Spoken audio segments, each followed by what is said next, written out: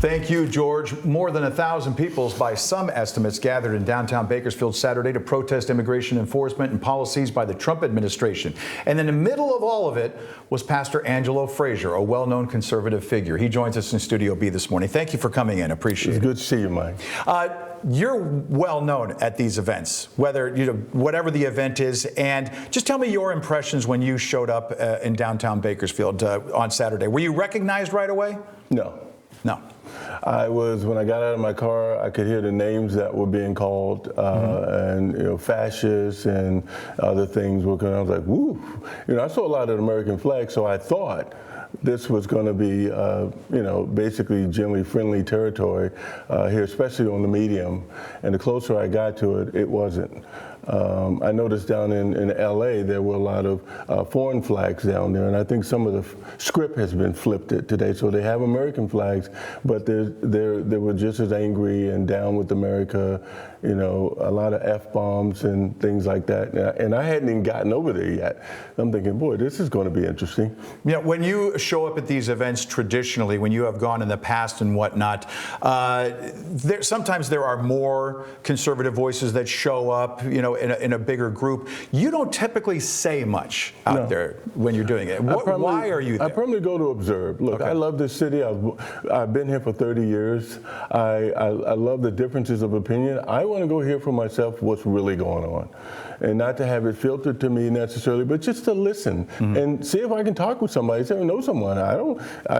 It's okay to disagree. Well, you're a very well-known figure. Did anyone walk up to you that knew you? Because there is a moment that was captured on video where you were sort of approached, surrounded almost by several individuals. Did you get the feeling they knew who you were? No.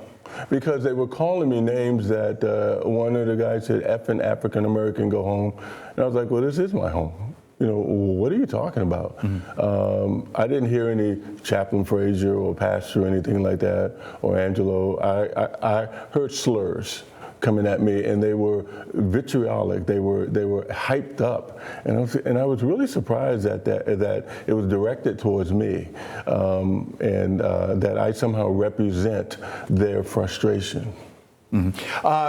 Coming out of it as it ended, did you stay for the entire thing, or once that started, did you make your way out? No, I stayed there for a little bit, and then a friend of mine joined me for about 10 minutes, and then he felt real uncomfortable, and he said, we need to get out of here. So I left with him.